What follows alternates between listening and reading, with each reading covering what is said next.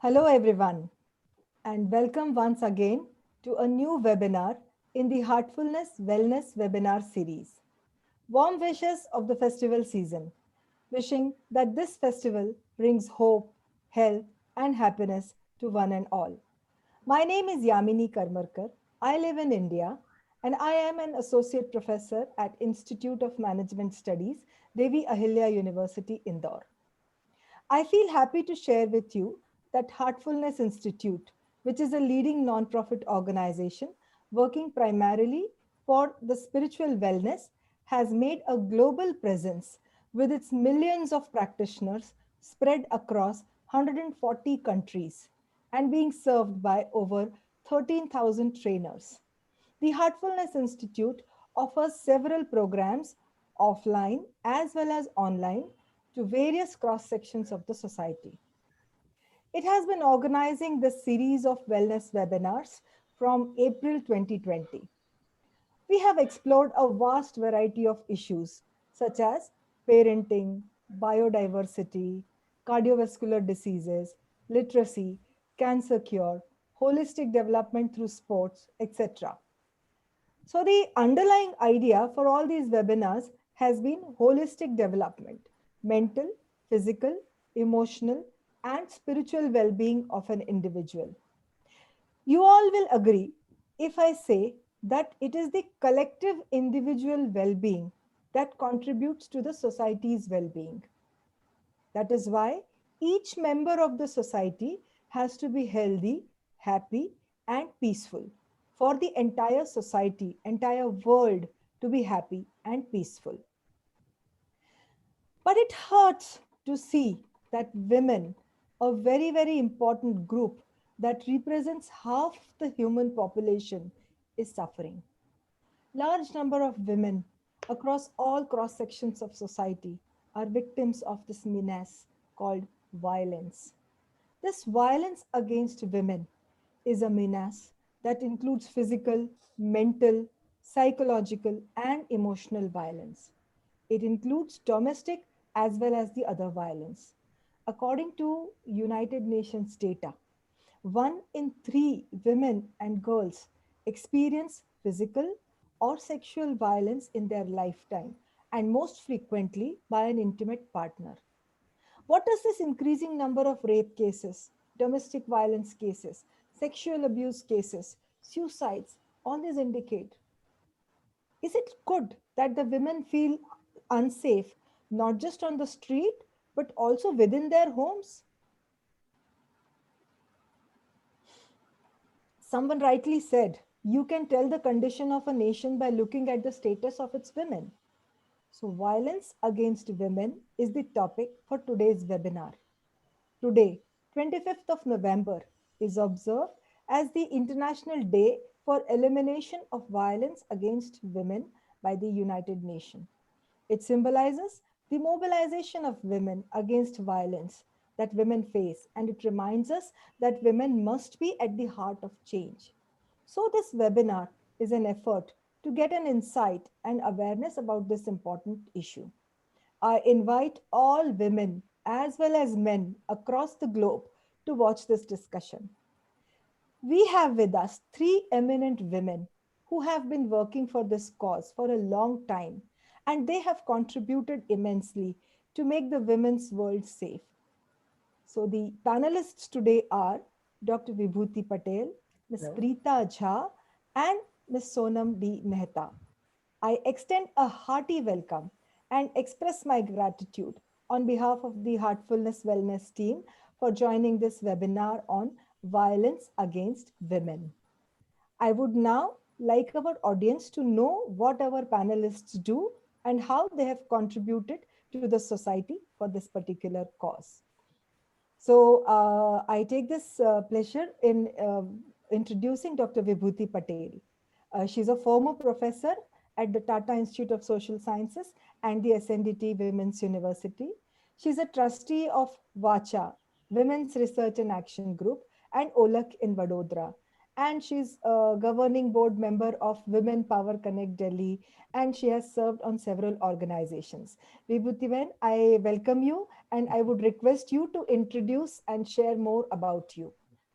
I have been involved in the women's rights movements right from my student days when the Towards Equality report was being debated in the Parliament of India.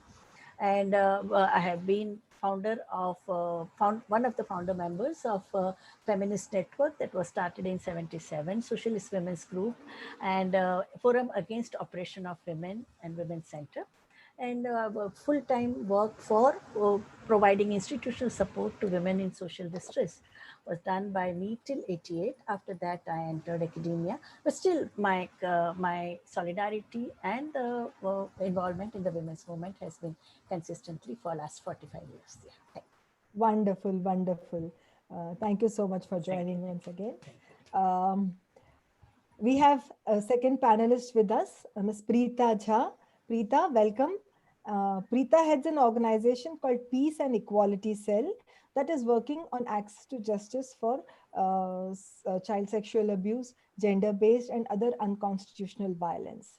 Preeta, I request you to share more about yourself with our audience. Okay. Thank you very much, Yamini, for that nice introduction. Um, I have also been working with gender equality and gender-based violence for the last 20 to 30 years. Um, I've been working as a lawyer in England. I worked on family law and domestic violence law. In 2005, I shifted to India. And since then, I've been working on unconstitutional violence, particularly communal violence, caste-based violence, and gender-based violence. And child sexual abuse is one of the main things that we do now. And also have real strong affinity and identification with the feminist movements globally and of course in India. And I think the kind of legislations that the feminist movement has fought for and managed to get in India is really, really awesome. So thank you. Thank you, Preeta. Welcome once again. And we have with us our third panelist. She is Ms. Sonam D. Mehta. Sonam is a public prosecutor with the government of Delhi in the Mahila Court, and she has been conducting sessions on law, marriage, cybercrime against women, and several other topics. Welcome, Sonam, and I request you to share more about you with the audience. Yeah, pranams to all of you. I am Sonam D. Mehta. As Ms. Deepa said, that I am assistant public prosecutor posted in the Mahila courts in Delhi. So the cases are mainly related to domestic violence and cruelty related issues that women are suffering. And post COVID has been a serious issue because there are a lot of cases, complaints that have been filed now, the post COVID era. Apart from that, I am a member of the Internal Complaints Committee at the National Academy of Indirect Taxes and Customs. And there as well, I head the committee for sexual harassment of women at workplace. Thank you. Thank you, Sonam. Uh, a very warm welcome once again. And now let us head forward with the discussion on the today's topic, that is violence against women. I would like to begin this discussion, and I would like to ask the first question to Preeta. Preeta, could you please elaborate this notion of violence against women? What is considered as violence? Who are vulnerable to violence? And what is international community's take on this violence against women? Yeah, thank you, Yamini. I think, it's such a vast topic, the types and ranges of violence that, women world over face from birth to death. It's like the entire lifespan, women are facing different kinds of violence. So we will go a bit into that. We'll think about the perpetrators of the violence. Uh, Maybe we can talk a little bit about what is the reason for the violence. CEDAW, how has that defined violence? And as you said, who are the victims and who is vulnerable to that violence? So if I look at the nature of violence, the most common and the one that we always talk about is the intimate partner violence, which is done by a present partner or a past partner, which again has the impact of physical it can be a slap to death at times. Sexual violence is there, and as you know, marital rape is still legal in our country. Emotional and mental and economic violence is covered in this topic of like intimate partner violence. You also get dowry related violence there. Then, and CEDAW also looks at it in this kind of way, that there's the violence at the individual level, but there's also violence within the family. So if we move from the intimate partner violence to violence within the family, here again, in our context, we've got the sex selective abortion, the female infanticide, early marriage, forced marriage, honor killings, female gender mutilation, dowry harassment, dowry deaths. They all come in this violence within the family category. Then if we talk about violence by private actors, we've got sexual violence by non-partners, post-prostitution, trafficking, sexual harassment, disrobing, voyeurism, stalking, cybercrime that Sonam is going to be talking about. Um, then yet another category is the organized violence by state or condoned by state. So here also war, rape being used as a weapon of war whilst carrying out state duties, episodes of communal and caste violence when state actors are using sexual violence as a tool. Uh, Violence within institutions of state and private institutions is yet another category. Here I'm talking about custodial rape and sexual violence by state actors like police, army, shelter managers, counselors, and private shelter managers, the kind of case that is unearthed in Bihar of a shelter which was run by an NGO, but there was like post-prostitution going on in that place. Moving on to, if we think about the perpetrators, who are the perpetrators? Clearly for intimate violence, it's your husband, partner, present or past. Family violence, it's clearly family members. Private actors can be employers, fellow passengers on buses, fellow students, employees. Third one I would say about the community-based violence is it's the community-based sanctioned violence by khap panchayats, village or religious community leaders, and of course the state institutional actors, police, army, shelter staff, hospital staff, people in a position of power, basically.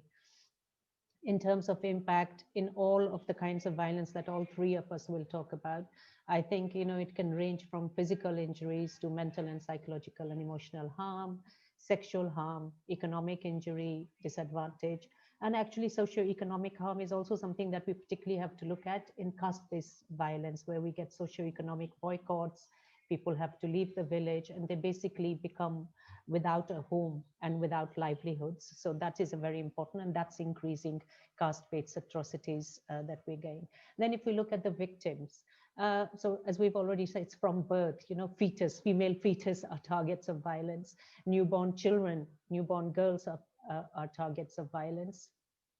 Girls, obviously, child sexual abuse, one of the things that I work on, and early and post marriages is there.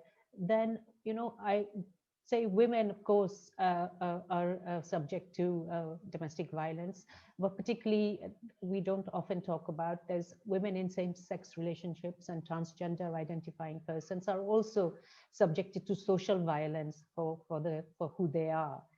So women defying social norms of marriage, caste, or religion. So honor killings come from women defying the social norms of caste. And sometimes same happens with Hindu Muslim marriages, where women are defying the social religious norms there. Dalit and tribal women, minority women, sex workers, devdasis, and at the moment, of course, caste-based atrocities have increased over the last year or so. We're seeing an increase in that. Of that kind of sexual violence targeting Dalit women has been a problem. Yeah. So these are the kinds of violence that we're talking about. So CEDAW, which is the Convention on Elimination of Discrimination Against Women, was adopted in 1979 and ratified by India in 1980. Bhivati ma'am will know a lot more about this and will perhaps add more to it later.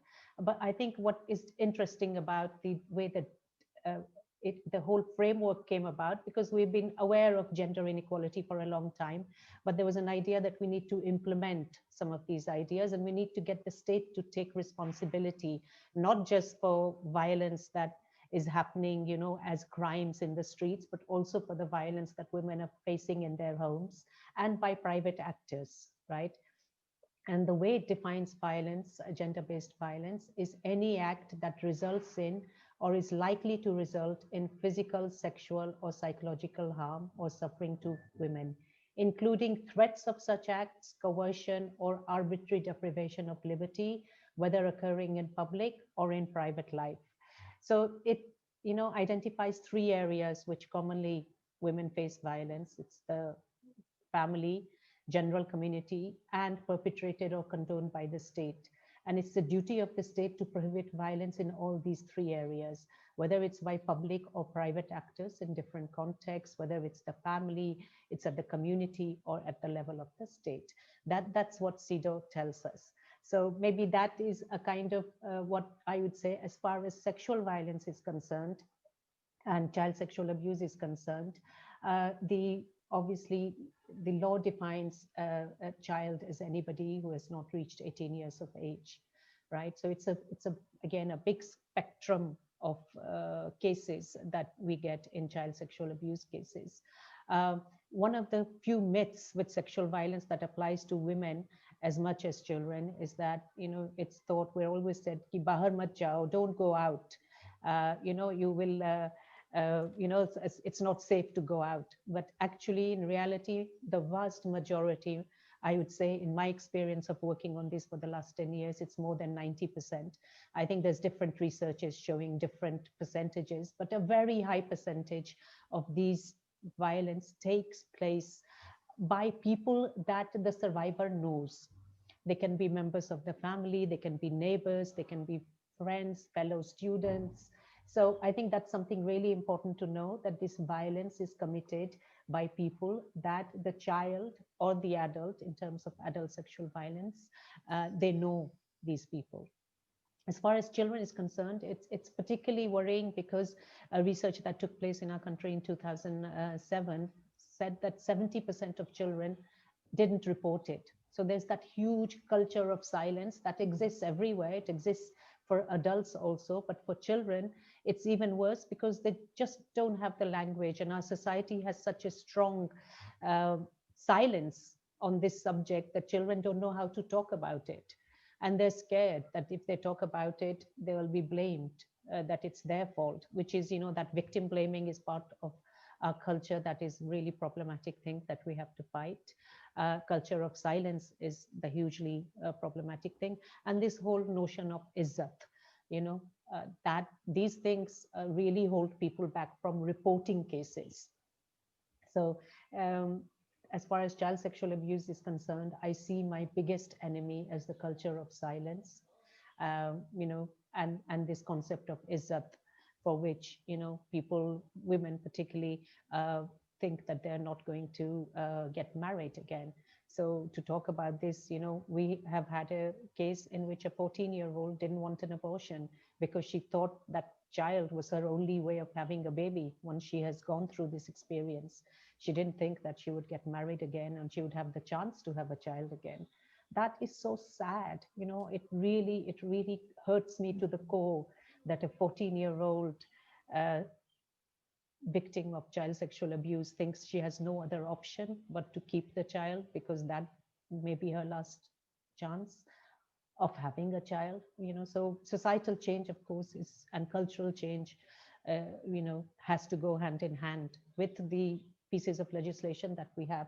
POCSO is a great piece of legislation at many levels.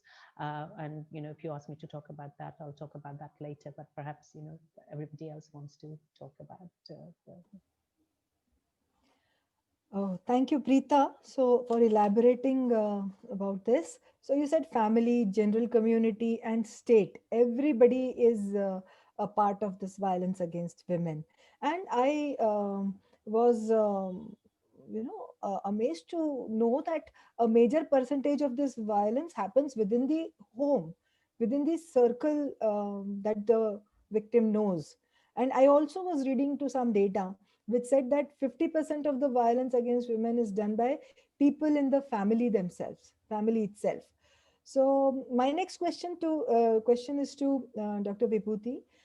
If you could tell us that, am I right when I read this data that more than 50% of the violence happens within the family? Could you please tell us more about this domestic violence, the nature, and uh, I um, think the domestic violence is a very important concern of the women's movement, because earlier the understanding that it is a personal problem that got totally challenged by the women's movement way back in the late 70s, when they shouted aloud that personal is political. Okay, it's a domestic violence is a social issue, and it is the responsibility of everybody, community, state, society, to confront it, to look straight in the face of domestic violence. And that's why women's groups, which were with the after the nationwide anti-rape movement we had in 1980, and we encircled the Parliament of India with a women's chain, all those women, the newly formed women's groups, were inundated with the cases of domestic violence, and the women would come and from across the cultural background, caste, class, race, religion, rural, urban, they all had an experience of domestic violence.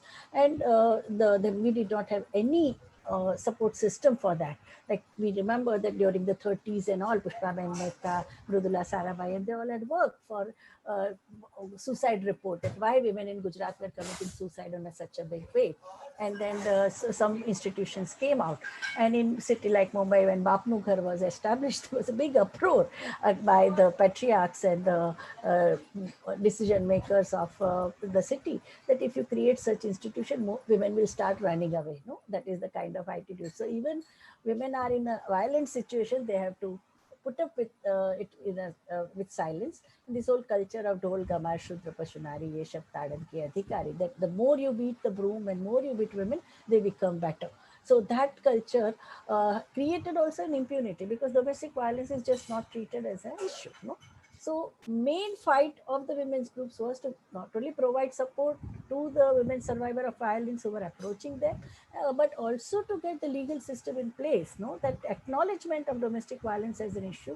So first time when we approached the law commission on domestic violence issue, we were told that, "Oh, you people, you are very individualistic, you are very influenced by Western ideology, you should be watching Ramayana serial." I'm talking of 1980, when Ramanand Sagar's Ramayana serial. And you should make women to understand that they should become like Sita and Savitri, that any type of difficulty you are facing, you must learn to put up with it. No, that is the kind of message they said. And they said, whatever you people are telling about accidental deaths, and these are not accident, but these are murders in case of dowry harassment and all that. They said, we don't want anecdotal information, we want research.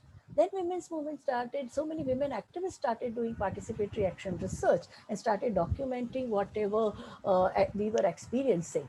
And then also we also prevailed upon the established research institutions to do the research on domestic violence. And NFHS, National Family Health Surveys, when it happened, round 1 in 1999-2000, round 2 in 2004-2005, round 3 in 2013-14, and currently round 4, which is being quoted everywhere. They did a massive study, because each state, there are 25,000 households which are interviewed.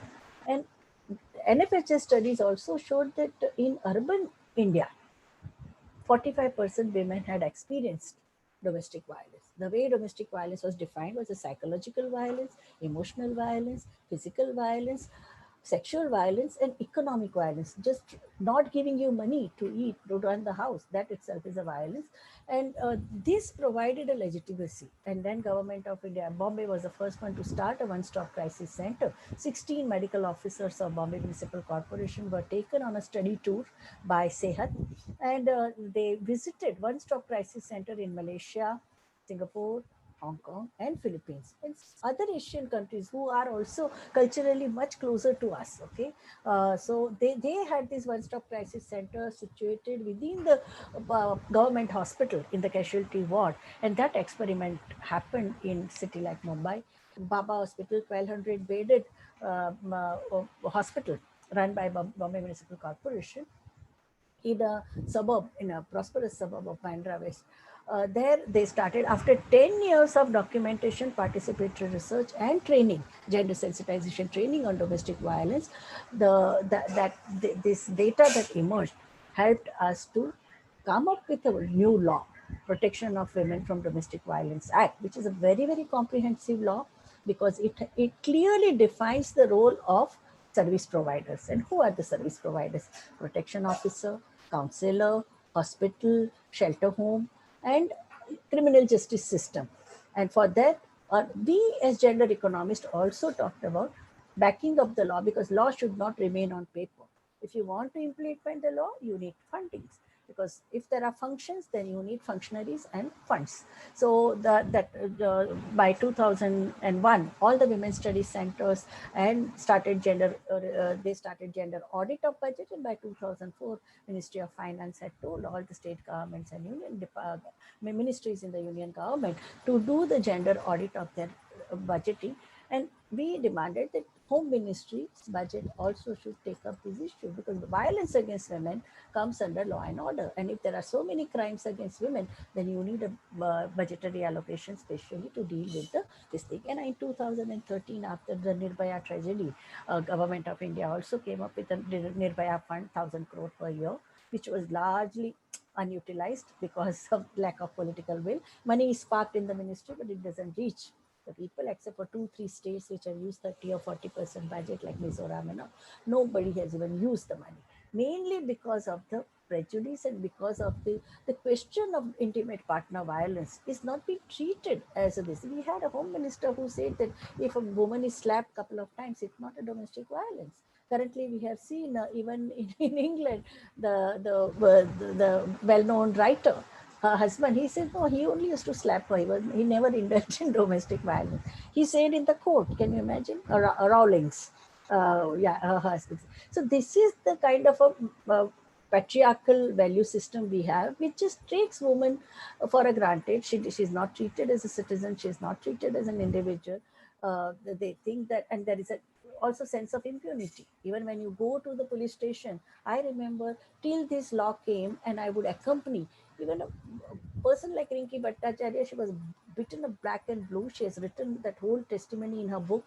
She has made a film also, Char Diwari, on domestic violence. And the police would laugh at me. They said, ma'am, why have you come? It's a time pass issue. Don't you know? She's so smart. She speaks English. She's so confident. Do you think such women get beaten up? I said, but you see the evidence, she's beaten up. There's a blood oozing out of her face, and this thing is. So even the criminal justice system is so patriarchal. They say, oh, but I also beat my wife. No, this is how the police would talk. So then we demanded that we need a training. We have seen judges justifying domestic violence. They said that you need to, if you want women to behave properly, you need violence. They would talk like that. It is there in our, this even in Ramayana, Dhobi, that washerman, he beat up his wife, no?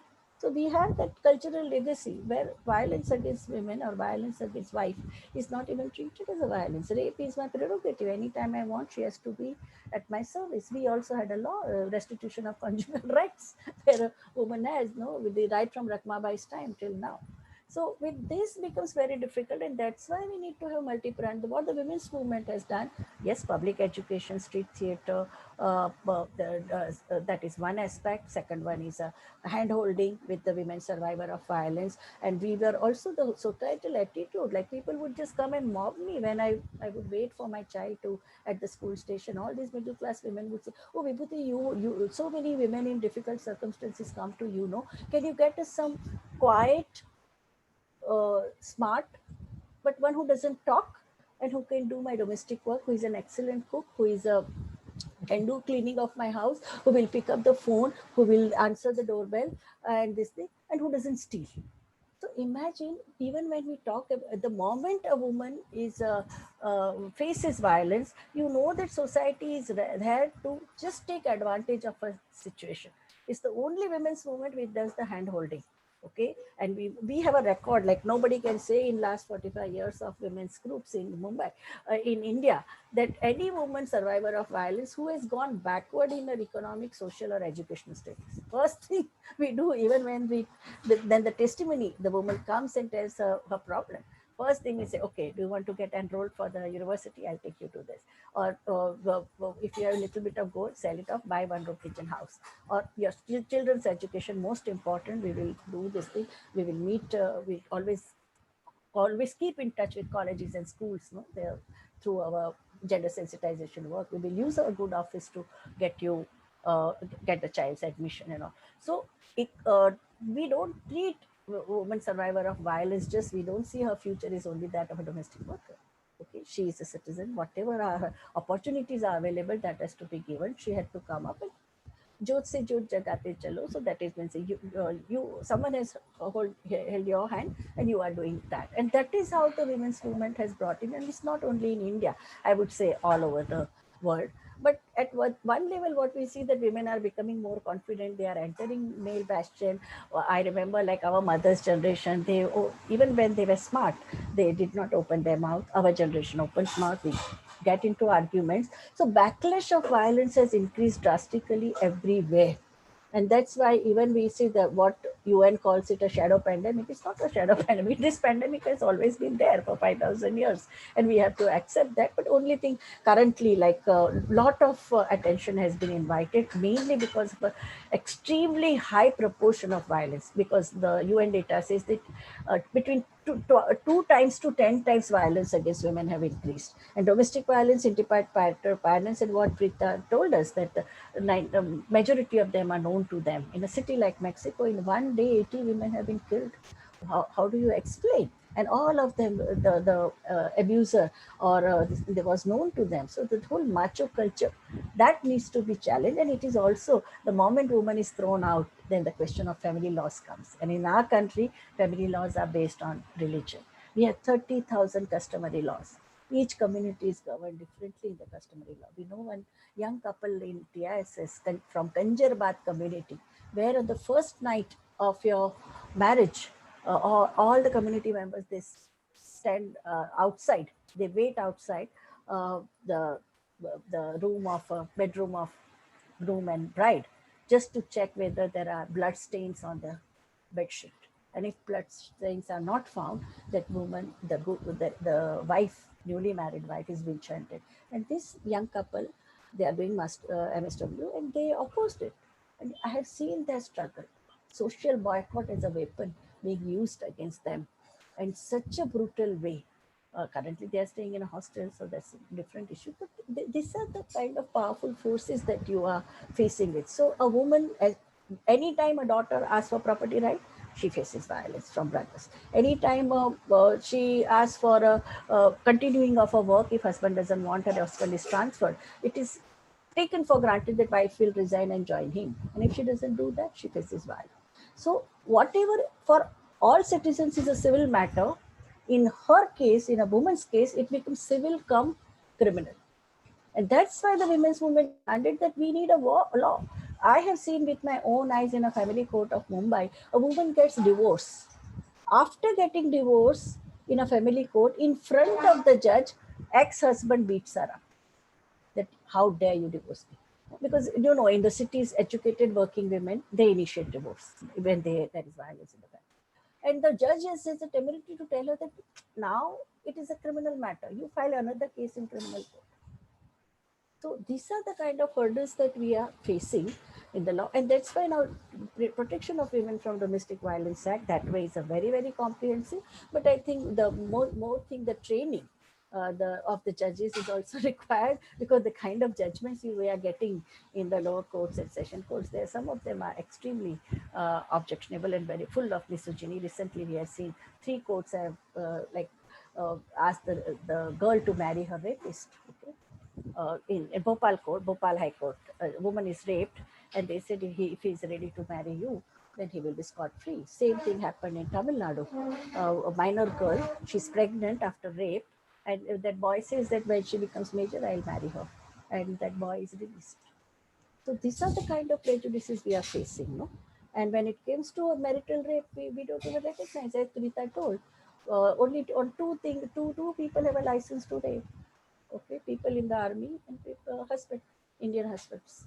Because 34 countries in the world have not criminalized marital rape. India is one of them. majority of world has become civilized so far as marital rape is concerned. At least there is a legal this thing, no objection. It has criminalized marital rape. Okay, so Vibhudaben, you highlighted a lot of efforts have undergone into making the bureaucracy, making the society understand what is domestic violence. And from what you said, I could gather that even the women have now they were not realizing what violence they are undergoing through. I would request you to elaborate a little bit on what this feminism is that we are talking about. I mean, for the women to understand, I mean, what exactly See, comes it under was this not a question umbrella? of women not realizing. Everyone knows. No, who wants to be beaten up? No, it is only Freud who talked about sadomasochism. Nobody is a masochist. But its question is whether you have an alternative. Even in the suicide report of 1930 with Pushpaben Mehta and Charumati Ben Yodha of Ahmedabad, they insisted that Viceroy commissions the report. That time they knew that it was because these women had no other alternative. They were continuously facing domestic abuse and humiliated so much that they had to end up their life either by strangulation or by burning themselves or by jumping into the well or this thing. So main thing is that and plus the kind of values we give to our daughter. How many mothers have said that my doors are open? Why I am so confident now? Because my nani, my mother's mother, who was a freedom fighter, she always told me, never perpetrate injustice, never put up with injustice. My doors are always open to you. If you are ill-treated, come back. We don't shun work. We all are hardworking. We will lead a life of dignity. Now, if Indian mothers start saying that, they will feel even confident to come back. Because murder or domestic violence doesn't take place in one day. It's a power relation, okay, between your whosoever, two human beings or husband and wife and mother-in-law and daughter-in-law.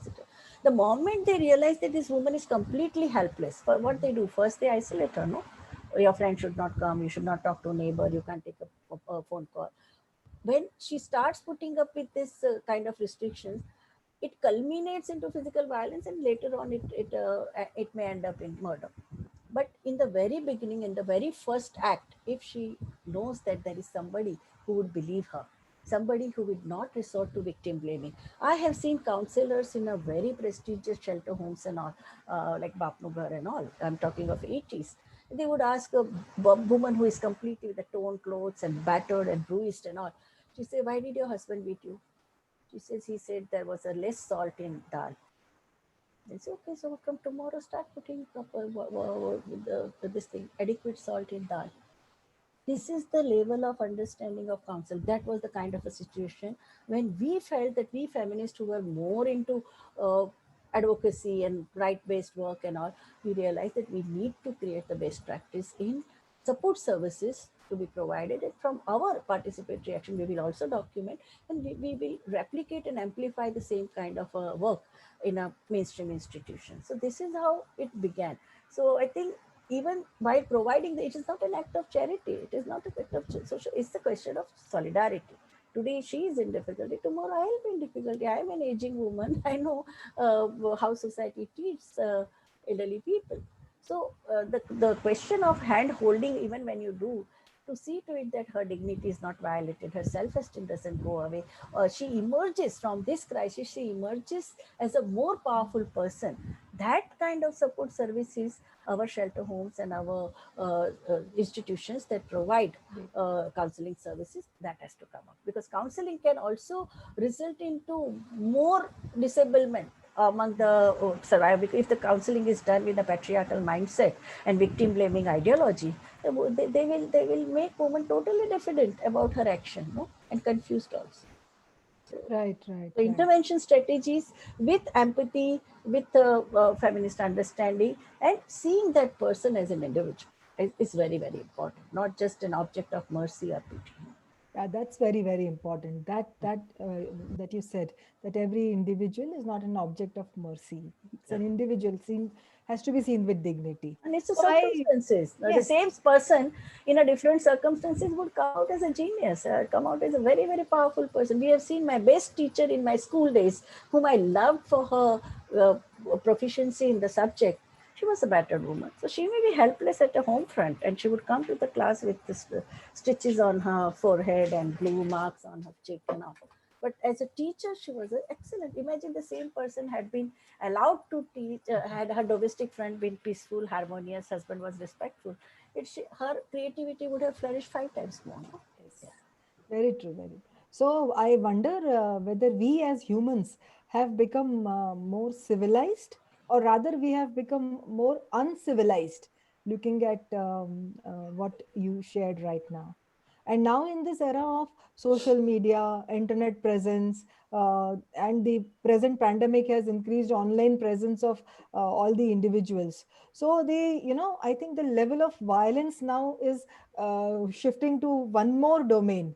So it's not that it has ended in the real domain. It's already there, like you and Preeta said, but it started on the online domain as well.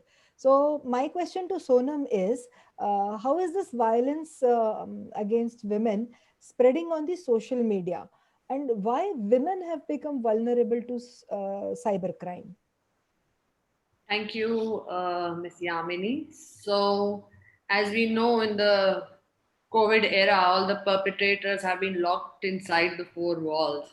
So, they are not outside on the streets, they are inside with their mobiles, with their laptops, with all the technology. So, then there is this increasing reach of internet and the rapid spread of mobile information and widespread use of social media, which is being coupled with this pandemic of extreme violence against women and girls. This has led to emergence of nothing but cyber violence against women and girls. So, and then these further lead to social and economic, and significant other consequences. As far as the research of World Health Organization is concerned, as you also mentioned, that one in every three women is facing violence, but one in every 10 women, they are facing cyber violence only till the age of 15 years.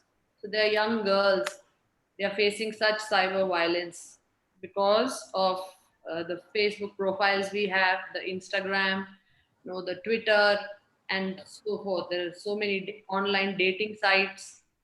And to my surprise, I came across a website which is a revenge porn site where you can, put up revenge and vengeance against your ex partner, and then you put up the intimate photographs. You maybe she entered into a relationship, and then the offender has recorded videos or clicked pictures during the time of that intimacy, and then on that revenge porn website he is taking, the revenge.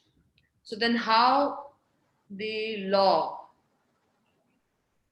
brings safeguard for such victims, what the IT Act has to say, what the Indian Penal Code has got provisions which the girls and the ladies are not aware of.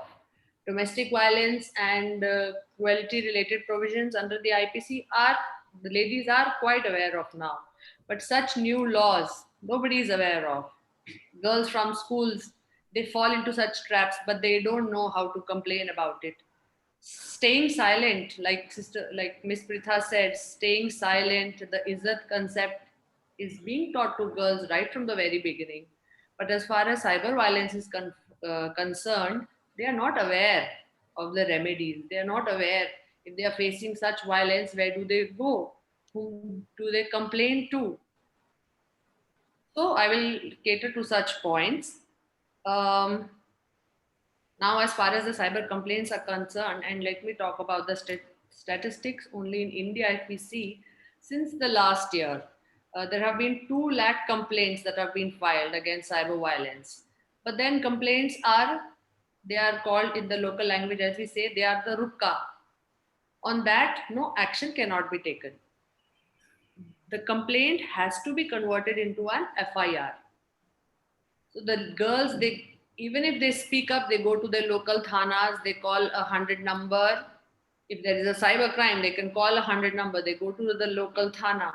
but they don't know that that kachi complaint, the complaint that is the rukka, has to be converted into an FIR. Only then there are sections added, and then the offender is caught hold of, can be arrested and be called to the thana, and the procedure thereon.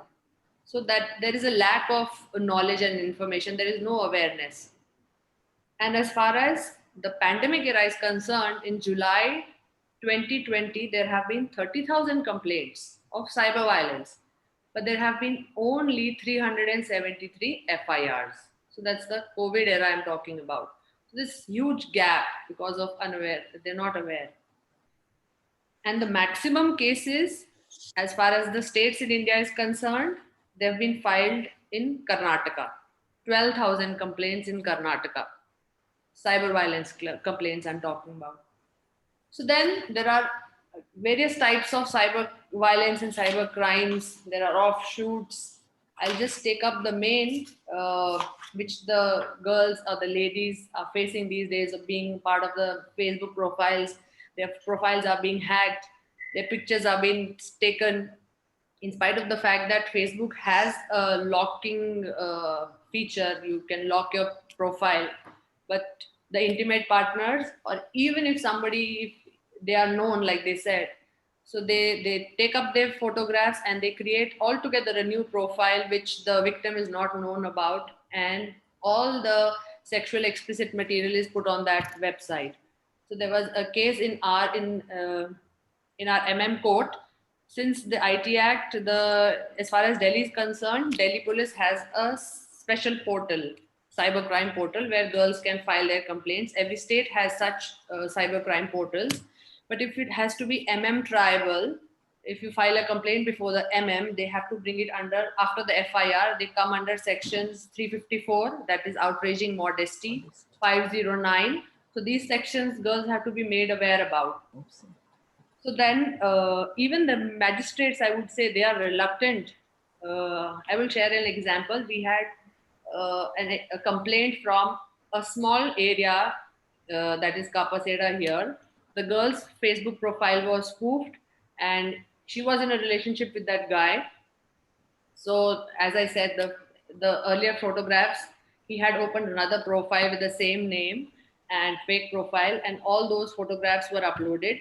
So now the magistrate was keen on pulling him in the IPC. All these offences are available, and the 354 laga do, 509 laga do, se kuch, nothing will happen. They're young children, both of them, like adults, college going.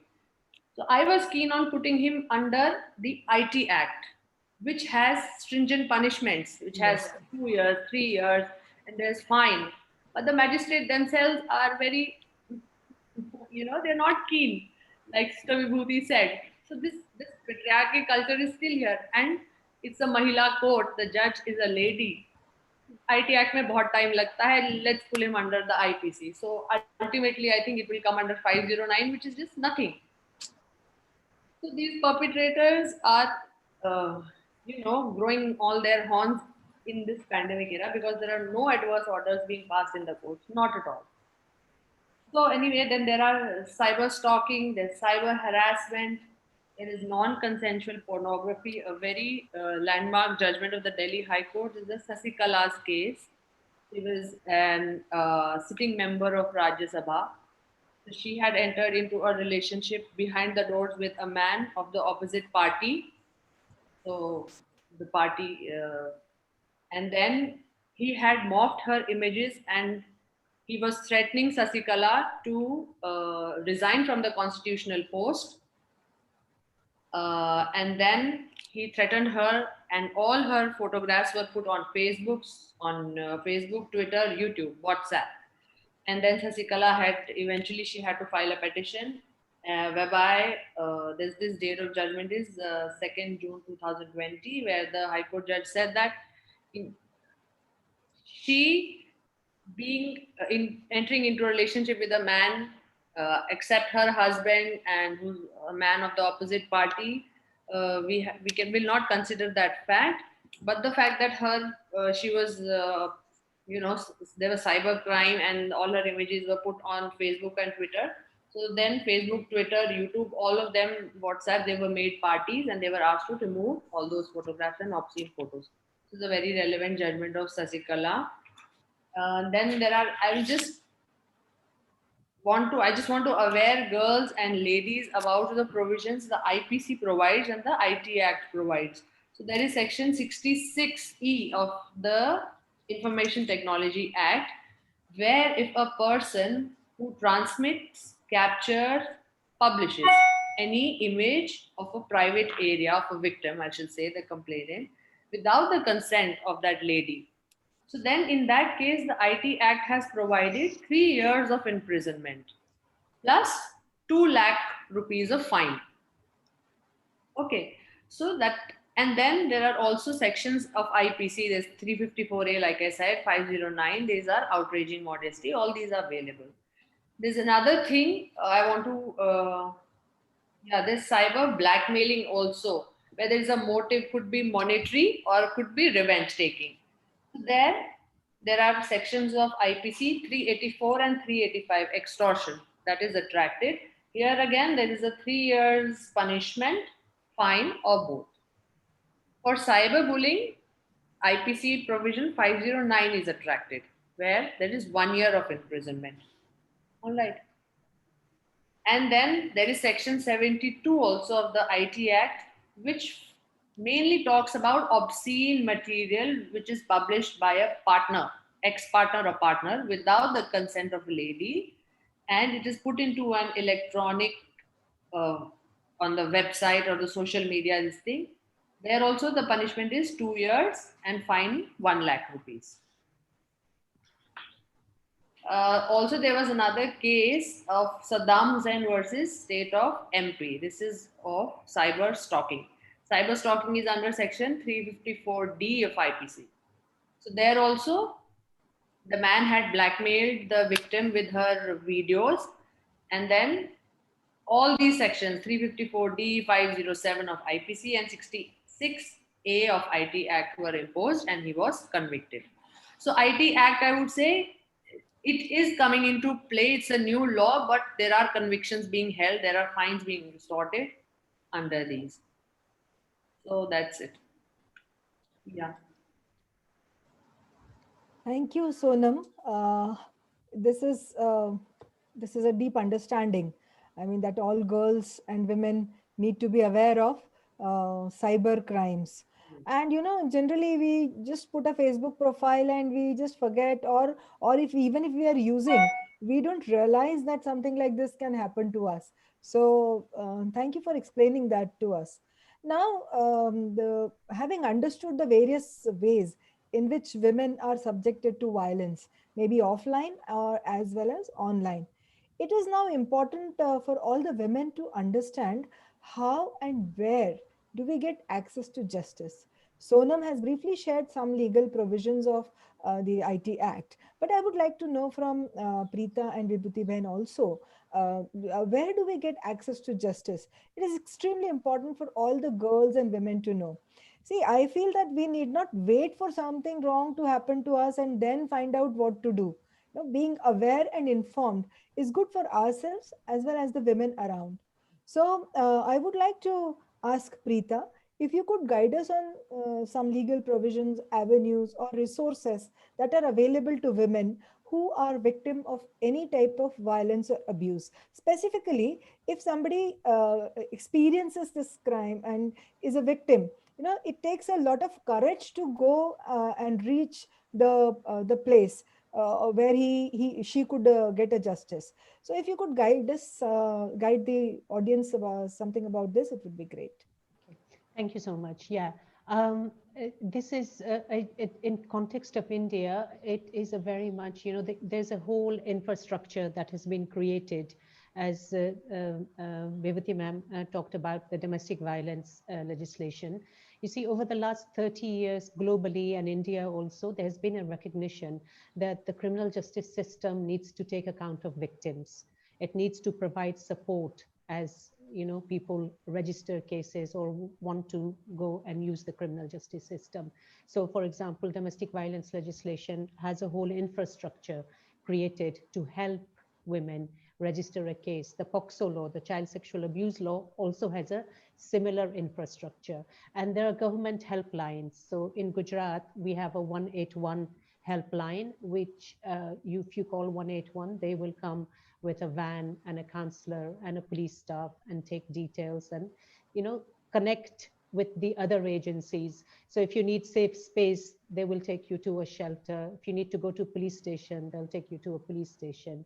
And we have various, so I can only talk about, and this is a very state specific kind of infrastructure that I'm exists. sorry to interrupt you, Preeta, Sure. but apart from Gujarat, I guess the women can find out in each state. There must be some helpline. Yeah, So you yeah. could, Yeah. So I think there will be state helplines where people can ring to find out what the services are, but the services are different, and the helpline numbers sometimes are different as well. 911. So in Gujarat, we have various temporary support systems, like we have one-stop centers where women are taken for 3 or 4, 5 days, to decide what they want to do. And maybe after 3, 4, 5 days, they get out and get their separate accommodation, or they decide to file a case, or they go back home, whatever they decide to do. And they have a counselor there in the one-stop centers. And now we're supposed to have that in every district of Gujarat. We have in many districts, and mainly they're based in hospitals. So there's medical help as well as counseling in these places. We have long-term shelters where women can stay for a longer period. And this is something that my organization has been working on in Gujarat. And this is something which requires urgent attention everywhere in the country, because basically, unless we're lucky, and with this hand holding that you describe about, the women who have that are very lucky to have that from the women's movement, but we're not everywhere. So that safe space of shelters is very, very important, and it doesn't exist. Safe space in terms of a non-judgmental, all the things that you were saying, not seeing you as a charity, and also not just seeing you as some space where you just exist. You're out of a violent situation and you're existing and you're given food. There's no thought about your planning for the future, what your life, living with dignity. Rehabilitation is a big word. So, what is the purpose of these shelters? So, for example, in Gujarat, the shelter rules were from 1963 or 61. And the basis was the Immoral Traffic Prevention Act, which looked at it as like, we're rectifying bad girls, mainly prostitutes, into good girls in these shelters. So it was a very big moral code. And so we've worked through this PIL, which came into being because the shelter situation was so bad that women ran away from the shelters. So that is a gender-based violence kind of rules that has been created. But as you know, with domestic violence and with every other law in our country and elsewhere also, getting the rules on paper is one thing, getting it implemented is the bigger challenge. So with the Domestic Violence Act, getting protection officers, with child sexual abuse, the POCSO law, getting DC, District Child Protection Unit, CWC, Child Welfare Committee members, all of these infrastructure has been created. But I think the need of the hour is, of course, sensitizing all the stakeholders to be non-judgmental, because as you say, if they don't have the right mental framework, they can do more damage to the victims, be that child in a child sexual abuse case or a woman in a domestic violence case. Gender budgeting that you have already mentioned, of course, is very important in that. Information like legal aid. District Legal Services Authority exists in every district of this country, but are they providing competent legal aid to survivors and sensitive legal aid to survivors? Largely, no. I've just done the training on POCSO of all the DLSAs in Gujarat. And so telling them what is child sexual abuse, what is the impact on a woman, sensitization on that issue is also very important, as well as the infrastructure, counseling. So a lot of, I did some training for trial court judges in National Judicial Academy, and some of them said, I'm so glad you came and told me about the impact counseling can have in a child sexual abuse case. Because it's something you read, unless you hear about stories about how counseling can lead to conviction, because it can lead to the victim divulging details of a survivor that, of a perpetrator that she might not otherwise. So we've got cases in Gujarat where pregnant children um, have given details. The DNA test has been negative. It has been left at that. So for me, if a DNA test is negative of a pregnant child, then there's somebody else. Correct. Clearly, you have to investigate further. You have to counsel more to understand what happened. So I think the role of police in investigation is so important, and being persistent in investigation. That if you don't get the information, and with violence, the impact it has on survivors, on children and women, to expect that somebody is going to come to the police station and tell you everything the first time they meet you is not possible. They need that support, hand holding, counseling. And of course, here it's very important to also look at the vulnerability of children and other vulnerabilities also. The law provides for taking care of disabled children, for example. But in Gujarat and many places, we don't have that infrastructure. The law is saying that any kind of disability a child has, they should get the support from an expert to give their evidence to the police, to the magistrate, to the court. And the police should have a list of experts. District Child Protection Unit is supposed to make sure that that list of experts exist. When we had to deal with a case of disability in Gujarat, it was extremely difficult. It's only thanks to Deepa, who put me in contact with somebody else, that I was able to access an expert. And that took 3 or 4 years to just access an expert who could help the girl, who could actually first assess the girl. In this case, the police has said the girl is deaf and dumb, right? They said she's deaf, she can't give a statement. They had not taken a statement. Now, any case is very difficult to proceed if you don't have the statement of the person who has suffered the crime, right? That is such an important thing. That is the main evidence we have in most cases. So the doctor had just said she's deaf. It's only when we got an expert involved that it came out that no, this was an intellectual disability and she was not deaf, and she could be helped to give her statement in court. And she did. It was always, any kind of vulnerability makes all our jobs much more difficult, right? But that's the effort, the persistence that we have to ensure justice. That has to be our commitment to justice. So in this case, there was a 10-year conviction eventually after many, many years, because of the persistence of an organization like mine, an NGO. If we weren't involved, I'm sure that would have been an acquittal, because the expert wouldn't have been there to help. And then there would have been no evidence before the court. No court can convict without evidence. So all these things that are in the law to help vulnerable children, with the children, there's like the police are supposed to be sensitive. They're not supposed to wear uniform. They're supposed to talk in the language of the child. They're supposed to be a friendly police station, have a toys corner. There's not should be any confrontation between the survivor and the accused. So that the survivor doesn't get scared. There's different ways the survivor can give her evidence, through video link or other ways, without having a confrontation in court even. Of course, in-camera trials are there for children and adult women, so that they're not intimidated in court. And there is an attempt to intimidate. So there is a Bombay High Court judgment where an adult woman applied that there's no need for 18 defense lawyers to be in court for my cross-examination. And the court said, yes, the purpose of this law, it's a victim-centric legislation, which is, what we have with the Criminal Amendment Act, with Domestic Violence Act, POCSO, the Sexual Harassment at Workplace Act. These are huge achievements of the women's movements in our country and feminist organizations worldwide. But the implementation is also something that we need to be equally committed to. And sometimes when I see shelters, and especially in the rural setting, Vibhuti, I'm not sure we've taken the strides that we should have taken. The urban, I see some improvement. In rural, I think there's still so much work to do on implementation of these laws that we really, our work is really cut out for us for the next 30 years. So access to justice, you can get hold of. You can ring. Childline is a number 1098. There are domestic violence helpline numbers. There's a Mahila helpline. All these things you can ring and get. But I think it's important also for us to reach out to sensitive NGOs, sensitive organizations. And there is, list of those hopefully available, in Gujarat, for example, you will get a list of sensitive NGOs from the police if you ask for it.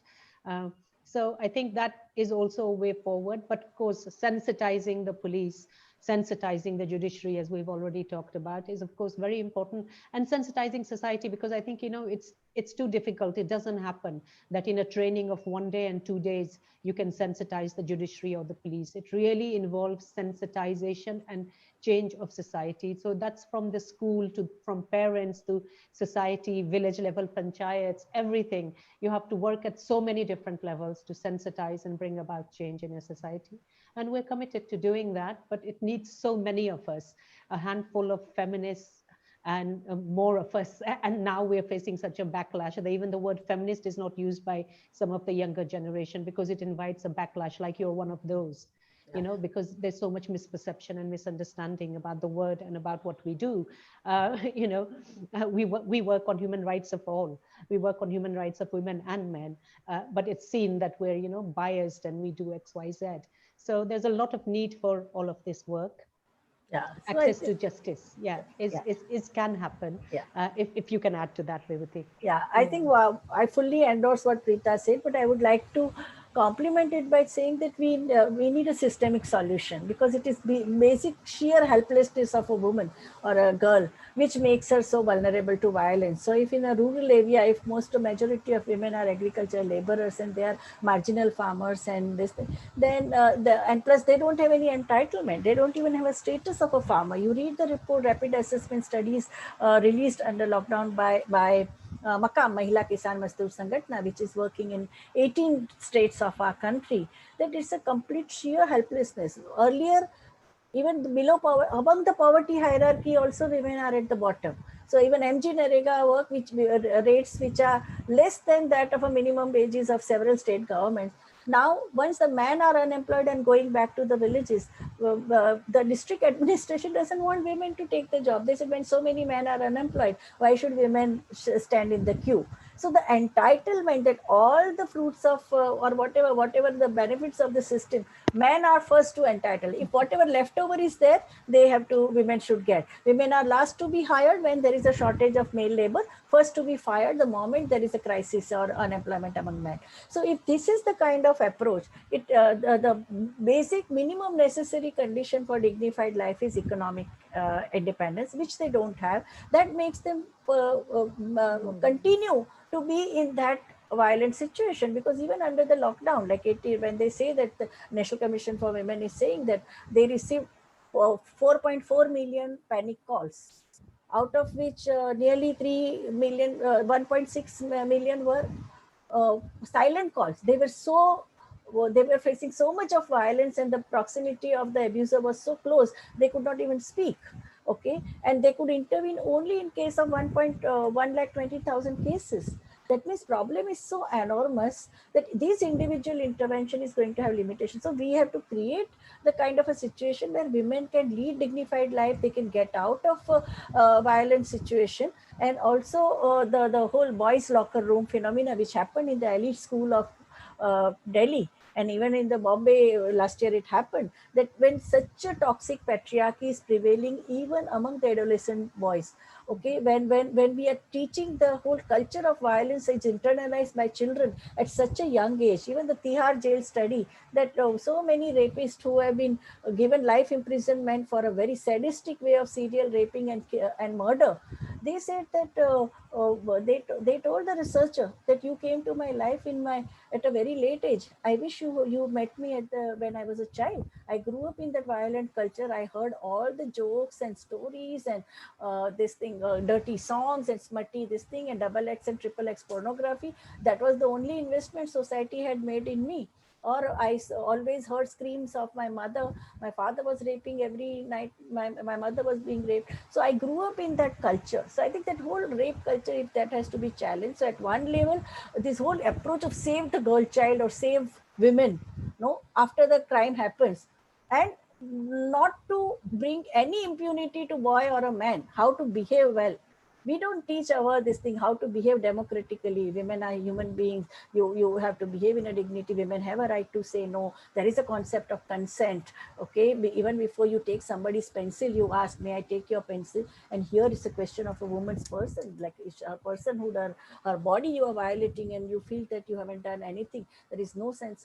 So I think along with the value education at a massive level, right from pre-primary level, because otherwise the ideas are formed, also bringing structural and systemic changes, how to live in harmony with nature, how to live the way we are raping Mother Earth, we are raping women.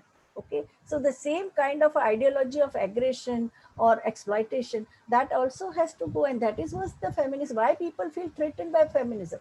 You can hate feminism, you can love feminism, but you can't ignore feminism, because Yes. it strikes at the root of existing power relation based on subordination and domination. We don't want subordination, and we don't see society as a pyramid where one person or only tyrant is there at the top of the pyramid.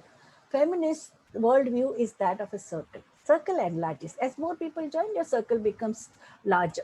So this is the philosophy which power oriented people who want to dominate, who want to control, who want to like prevail upon fellow human beings, they feel threatened by it, because Yes. So feminism if you could believes in elaborate, egalitarian so what you're talking about is, the patriarchal approach, mindset, which control mindset. Yeah. the basic principle of patriarchy is control over sexuality, not only of women, even those who are not heteronormative, accept heteronormative lifestyle. So even child sexual abuse, boys are raping boys. Okay, so sexual control over sexuality, control over fertility, and control over labor. And with this control, you the despots and domineering forces, they perpetuate. And it happens at a world economy level, it happens at the nation states level, and it happens in the interpersonal dynamics also. Yes. So I think we need to challenge that, the kind of effort, that's why women's movement or a feminism never believes in postponing immediate issue. Con- Connect your immediate concerns with the meso and macro concerns. That's why you can see individual struggle of a woman. The first woman who challenged discrimination in her office, Audrey, okay, in 1976, she filed public interest litigation in against non-implementation of the Equal Remuneration Act. But when she won it, at the 10 years of consistent campaigning and support by women's movement, it opened the doors of millions of Indian women to challenge discrimination at workplace in organized sector, because we know 92% of women are in organized sector. But now at a shop floor level, women are getting organized even among the organized sector. So there is a strength in number. That is one mantra which feminism has given, that if you fight single-handedly, there may be witch hunting. You may feel the backlash. But when you are together, you can see the capacity building of women in panchayat institution. Now 18 states have 50% reservation for women in panchayat. You should see these women. How were they in 1994? People used to laugh at them. They used to call Katputli. They used to call them Sarpanchpati. Now these women who have 5 or 6 rounds of elections experience, how confidently they are challenging the liquor baron, how they are confidently they are challenging traffickers, how confidently they are challenging this thing, the people who are taking away children as a cheap labor.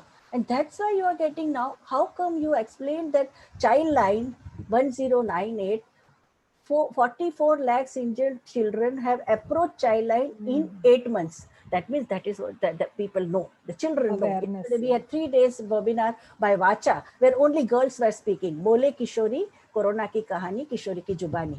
And you should see the confidence in this 10-year-old, 12-year-old, 14-year-old girls in a remotest blast of some Meghalaya and Andhra Pradesh and some tribal area in Telangana. They were speaking and they all knew about 191. Means in Maharashtra it's 191, but 1098 all of them knew. That means they have realized, they know their rights. Schools and colleges, even PTA, now it is not only singing Bollywood song. In PTA, discussion on POCSO takes place. And it's very important. And we have to teach our parents that please trust your child when he says that there is something wrong in the school or he doesn't know. So I think that kind of a consistent day-to-day effort is also there. At the same time, we have to bring the systemic changes in the Even the workplace women are now becoming aware of the Vishaka guidelines Vishaka also. guideline. And now new act, Protection of Women from Sexual Harassment Act. Even women, you can see, even under lockdown, when Karnataka increased it working hours from 8 to 12 hours, all these young garment workers, what is their age group? 15 to 18. They all are young garment workers. There were no toilets, and now under these 12 states have abandoned the labor laws. Who are at the forefront of fight? These are these young girls. They are fighting because they are depending on the cheapest labor is female labor, no, women labor, the informal sector, and these are young vulnerable girls. But they are also getting organized and they are talking about their rights. So I think that is very important. And also we have to fight that this kind of draconian labor codes or draconian ordinance against agriculture, this thing, or women being disentitled, that we will not accept. Women have entitlements. We have to, as citizens, as workers, and as students. So I think that fight also to be done. Systemic changes, transformation. It's not only mindset, but also putting structures and mechanisms in place which are more equitable and which are more humane and just. That is moving. Can I just add one more point on Yes, feminism sure. here? Just that, I think there's a big misperception that men can't be feminists or men are excluded from the feminist movement.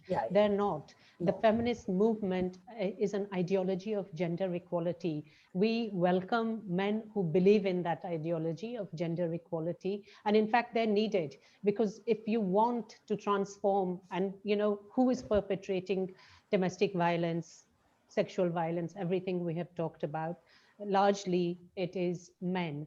And so we need men to talk, we need fathers to talk to their sons. We need male teachers who are, to show the way to younger students that, gender equality is a goal that is in the constitution of this country. Patriarchy is equally oppressive to men. Okay, exactly. Because exactly. toxic patriarchy, that all alpha men and he men and machismo, they are equally oppressive to men who are gentle, who are kind, who have certain values in their life. I think it's both men and women fighting against toxic patriarchy, which is very controlling, oppressive, and dehumanizing. It dehumanizes everybody. Yeah, so in a nutshell, we are talking about that mindset of patriarchy. We are not against a gender. So we are talking about gender equality, and we are fighting that discrimination and the mindset. So that's wonderful. And what I gathered from the discussion till now is, and the message that I would like to give to all women and girls, please get hold of the women helpline in your state, in your district, in your city. Please get hold of the child sexual abuse helpline numbers. Tell that number to your children, and also be aware of the NGOs that are working in your area for hand holding or supporting the girls and women to fight against this violence. And there is a pan-India number. 1098 is pan-India. Yeah, 1098 is a pan-India number. So everybody should note this number and tell this to the children. So that was about the violence. Now, one small question to Sonam. We talked about the cyber law. You also told about the legal provisions. My small question to you is, supposing my Facebook profile gets hacked, or if I face a bullying on the social media, then where should I approach? What is that agency where that I should know that I have to go there? Yeah, so as far as Delhi state is concerned, there is this portal of cybercrime portal on the Delhi police website.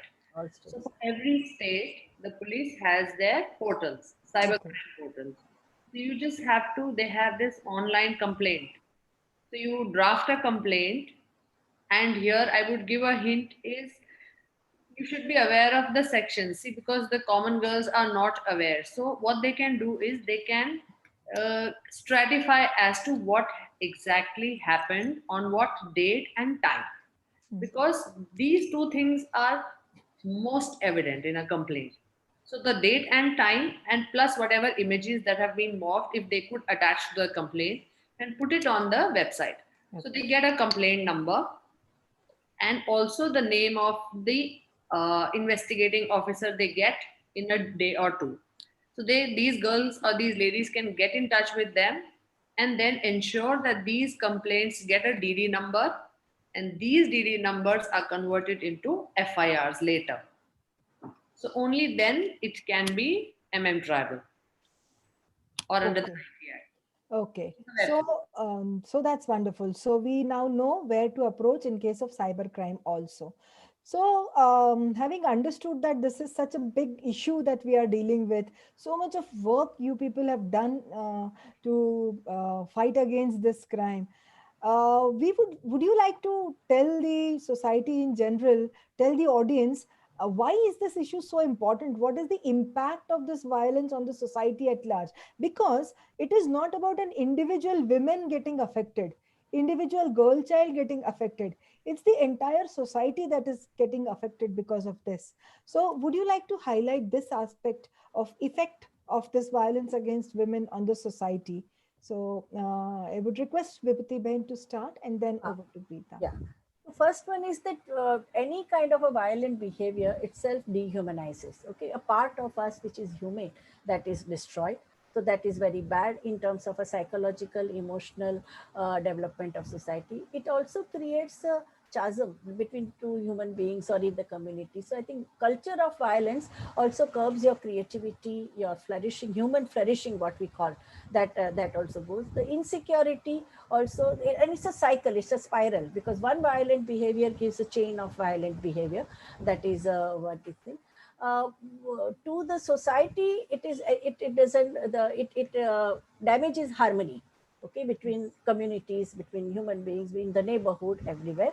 People get divided into different lobbies, no? Even one case of sexual harassment in the office, whole office gets divided. It affects your productivity, it affects your efficiency. It People start, a lot of energy goes in the destructive purpose and all. The At an economy level, World Bank has said that currently in the 21st century, if you see the data, the largest causes of absenteeism at work is domestic violence or a violence or in general. So violence also affects your overall achievement of the economy, because it also affects your growth and it affects the overall performance of your country, and that is there. Violence between, and the same logic also extends, it creates a mentality of jingoism, where you're constantly thinking only about fighting, no?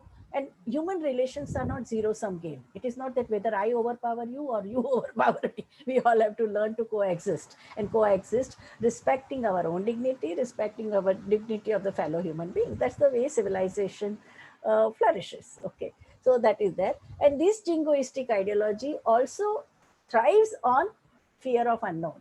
So you will never trust anybody, because you are all there. You are so much obsessed about violence and the gory details of violence that you would never trust anybody. And this can happen between two countries, between two neighborhoods, between two states, between two. So I think the whole culture of violence and jingoism we need to fight against, and then only science and knowledge and art and fine arts and will flourish, and we can attain of more harmony, and we will also learn to live in harmony with nature, not only with the fellow human being, with our neighbors, with our neighboring countries, and also with nature. So this, even animals, trees, everywhere. So the culture of violence we need to get rid of from our life. It's very important. I Preeta, would totally you agree. like? Yeah. Totally agree with what Vivti ma'am is saying, but I would just also like to compliment by talking about a big dimension, the whole public health dimension of violence and mental health of women and society. You know, if 50 women are the carers, so if I have mental health problems because of the domestic violence I'm Everybody suffering, suffers. it's going to affect the way I'm rearing my children. You know, it's going to affect my work. I may still be very good at work, as Vivati ma'am said about a teacher, but how much better I could be? How is it affecting my creativity? And, you know, 50% of society having these kinds of, you know, if it's happening to 1 in 3 women, you can imagine the kind of chaos it's creating in women's minds, and hence the impact that has on society, on children, on the next generation, right? It's the same with the child sexual abuse. The whole issue of trust that Vivti ma'am has outlined is really important, because children who have suffered child sexual abuse, they find it hard to have normal relationships. They find it hard to trust. They either sometimes become victims or they become perpetrators, and they repeat that cycle of violence. So looking at that whole cycle of violence is so important to disrupt that cycle of violence. And that's why, as feminists, we don't believe in death penalty. We don't believe in individual blaming. Even men who are very cruel, or child sexual abusers who are very cruel, it's very easy to say, get rid of that person from the planet and the problem goes away. That's not how it is in reality. All of us as a social connection, we are connected.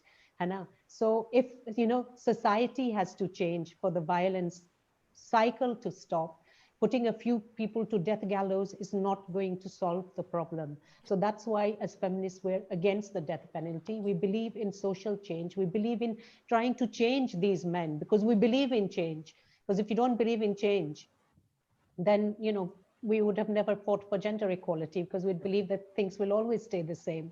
So we believe these men can change, that society can change, and that's the effort required, all of us, to work out ways in which we can do our bit to change society to a peaceful, gender equal society. Thank you. Sonam, would you like to add something to this?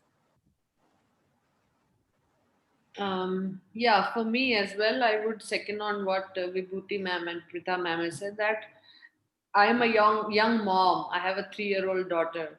So whatever I face, I live with my in-laws. So life is not a bed of roses.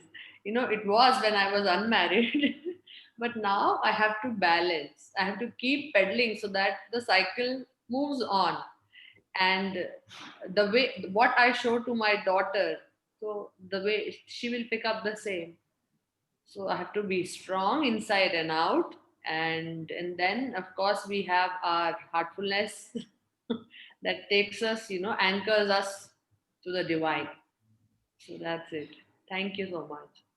Okay. So that was a wonderful discussion. So, what we are, in a nutshell, if I have to summarize what we have discussed, so violence prevails in so many ways in the society. Violence against women, particularly, we talked about. It is inside the house, it's outside the house, and you speakers have very nicely elaborated on how have guided on where the women should approach in case of some injustice happens. We've also understood that this issue of violence against women is not only about an individual girl or individual women. It's about the society, and as Vibhuti ma'am and Preeta ma'am said, it's about the trust of an individual. It's about building the trust between human beings to have a healthy society, to have a peaceful society, peaceful relationship. Because when there is violence, it affects the trust. That's what you said. So Preeta also said that health is not only about the physical health, it's about the mental health also. So in a society, we need to teach our girls, our women, ourselves to be resilient, to be aware, to be courageous, and not to, tolerance is okay. I mean, the girls are taught that nahi thoda sahan karo. We are taught to be tolerant, but then there has to be an extent to which we can be tolerant, and we should not, we should have that courage to speak up when there is an extreme situation. And so we need to understand when is this point when the tolerance has ended, and when now we want to stand up and speak up for ourselves or our fellow women.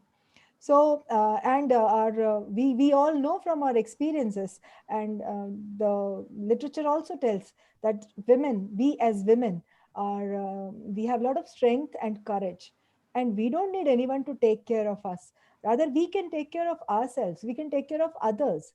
We give birth, we nurture, we have been given the capacity to love and care by nature. So, what is important is, let us believe in ourselves. Let us stand for ourselves. Let us create a peaceful and a humane society where our daughters feel safe, our sisters are happy, our mothers are at peace. And in one of the ancient scriptures, it has been highlighted in Sanskrit shloka. I would like to recite this. Yatra naryastu pujyante, ramante tatra devataha. Yatre tastu na pujyante, sarvastatra falaha kriyaha. which means the divine, the Almighty, is extremely happy in a place, in a society where women is respected. And where women is not respected, all the actions, the projects, everything is fruitless. So a society to be happy, the women have to be respected. It has been highlighted time and again. So this reflects the significance of maintaining respect and dignity of a woman in society. The present situation needs to change. And that is why this 25th of November is being observed as the day by UNESCO to eliminate the violence against women. So we need to bring this change. And who will bring this change? I mean, we all need to bring this change. So I was reading one article on BBC site, and it said that if only 3.5% of all the people in a region or a community or a country become actively involved in a particular cause, and then the change starts happening. So it's only 3.5% of us who are required to bring this change in the mindset. So let us all make this, so let us all be a part of this change. Let us all be a part of this 3.5% segment of the society for which Vibhuti Ben, Preeta, Sonam, they all are working so hard. Let us all join them. And let us make this world a safe place, a happy place to live. Let us all say no to violence against women. And let us all say yes to peace and happiness. And they say that, when there is peace within, it reflects as a peace outside. When there is non-violence within, it reflects as non-violence outside in the society. So on this note, on this conclusive note, I would like to share with our audience that Heartfulness has a lot of programs, has a variety of programs which are available for different cross sections of the society, and they are generally about the spiritual well-being of an individual, and being connected, being centered within, and experience of millions of practitioners across the world, as well as some researchers in Heartfulness, have shown that if you practice this for a certain period of time, then you become at peace with yourself.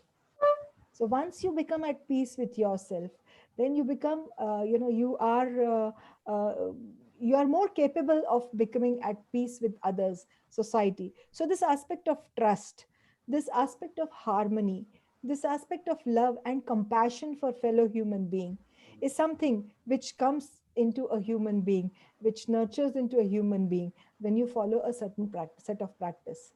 So on this note, I would like to thank all the speakers, Preeta Ben, Vibhuti Ben, and Sonam, for sparing all the time and making us understand for this very important topic of violence against women. Before we end this webinar, I would like you all, I would invite all of you and all our audience to experience a small set of practice by Heartfulness, which is known as guided relaxation. This guided relaxation can be done anytime, anywhere, by anyone.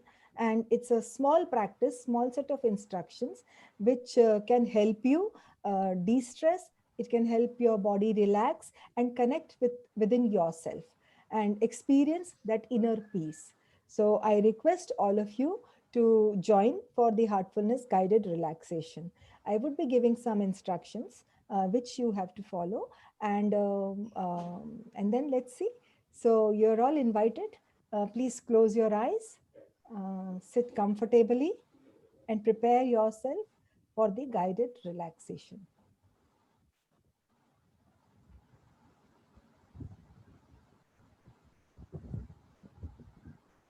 Sit comfortably and close your eyes very softly and very gently. Let's begin with the toes. Wiggle your toes a little bit. And now feel them relax. Your toes are now relaxed. Bring your attention to your ankles and feet.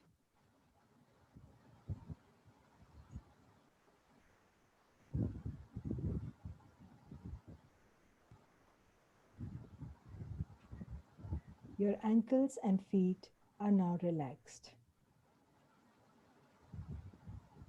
Feel an energy from the Mother Earth moving up into your feet. This healing energy is relaxing.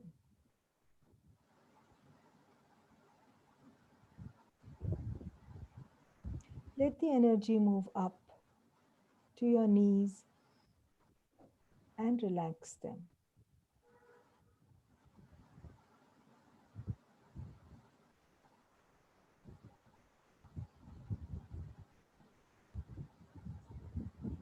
Bring your attention to your thighs.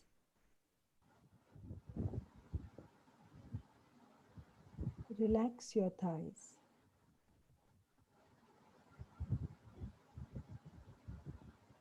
The energy moves up and relaxes your legs.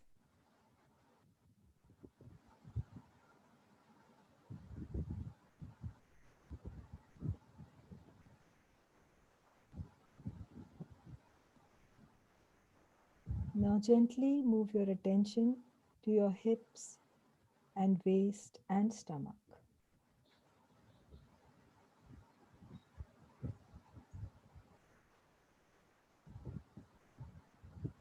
Hips, waist, and stomach are deeply relaxed.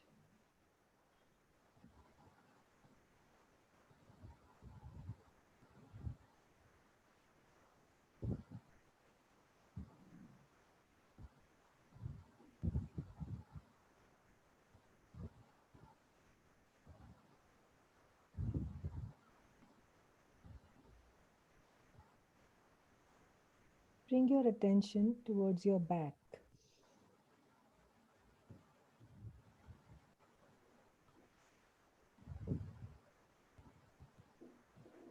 Relax your back.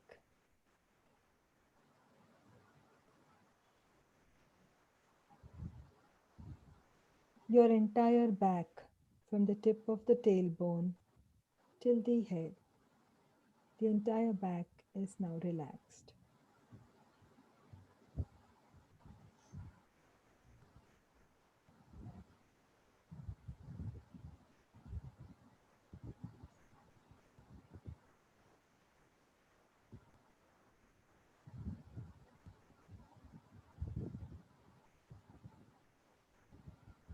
Gently bring your attention to your chest area.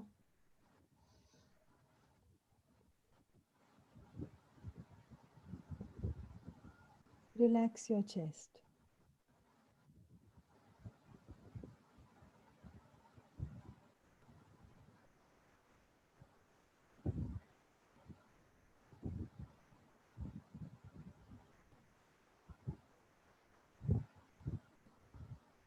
Now observe your shoulders.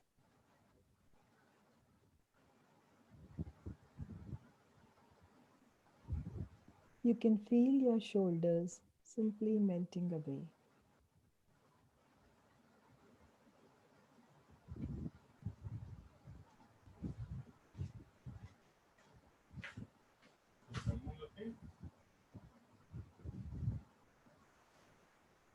Now relax your upper arms.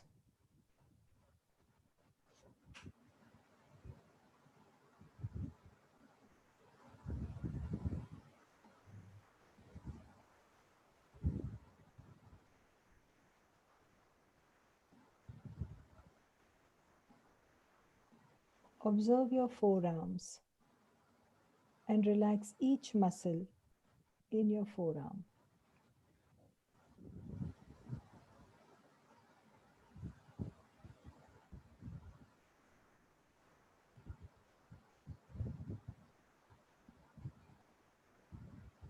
Your wrist, your palms, and fingers are all relaxed.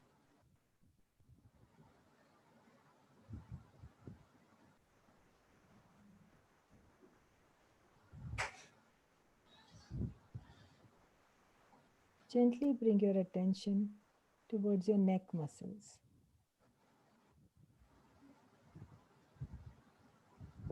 Your neck muscles are now relaxed.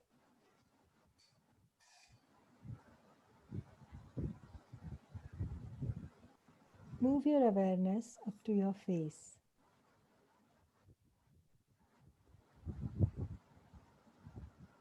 Relax the jaws, mouth, nose, eyes, ears, and all facial muscles. Your eyes are gently closed.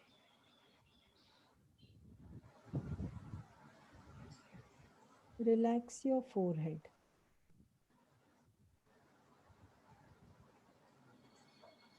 Feel the lightness.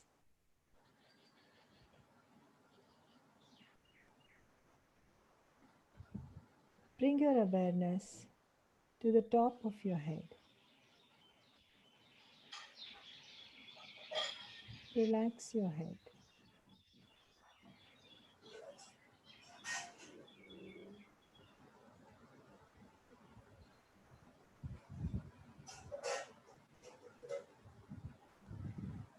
You can feel your whole body is now completely relaxed.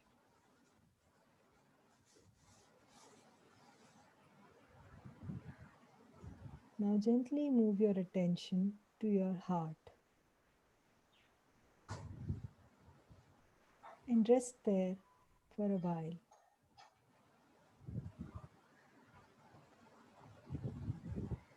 As you rest there, gently have the idea that the source of light is illuminating your heart from within, and it is attracting your attention inward.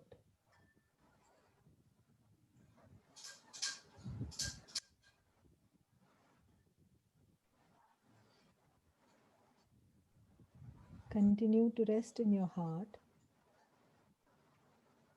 and feel that the source of light is illuminating your heart from within, and it is pulling your attention inward.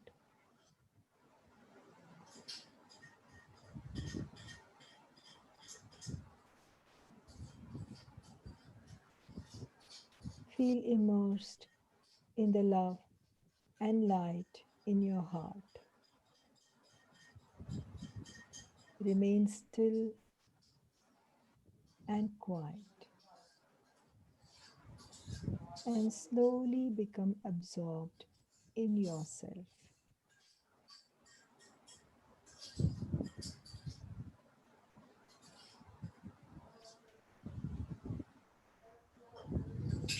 Remain absorbed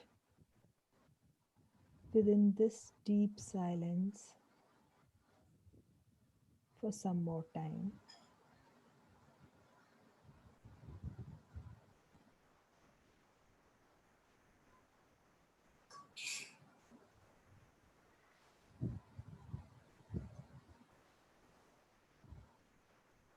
You can continue in this deep silence as long as you want until you feel ready to come out again.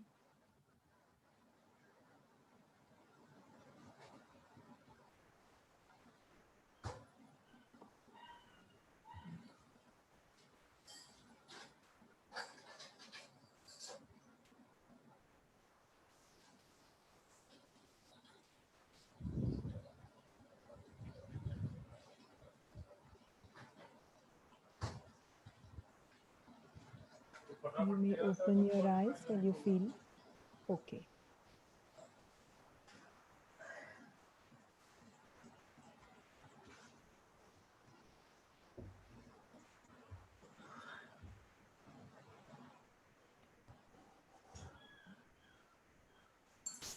I Feeling hope so you good. enjoyed the relaxation. Yeah. Really I'll go good, to huh? sleep now. It was like a, yeah, and mild electric current, no? Electric was going inside my body. It's very powerful exercise. I never did it before. We only talk to unwind. But I think this is very important. Yeah. So that's why, you know, during the pandemic, we said if you can't go outside in a lockdown, then go inside the heart. Very, Yeah. very, very powerful. Yeah. I'll do it every morning. Thank you. So Thoroughly I invite you, the panelists, as well as the audience, to explore more heartfulness exercises. We have a regular heartfulness meditation that is done with the help of a trainer, and all the heartfulness sessions are always free of any cost. So you can approach a trainer nearby to experience the heartfulness meditation anytime, whenever you want to. So with this note, we come towards an end of this webinar, which was next in the series of Heartfulness Wellness webinars. And we discussed on the very pertinent topic of violence against women with our eminent speakers who have shared their words of wisdom with all of us. I feel that with this webinar, all the girls and women will now become aware of their rights, aware about where they should approach, and also aware about connecting within themselves, developing that resilience and that courage from within. So a very heartfelt gratitude from the on behalf of the Heartfulness Wellness team. Thank you very much to everyone. thank you.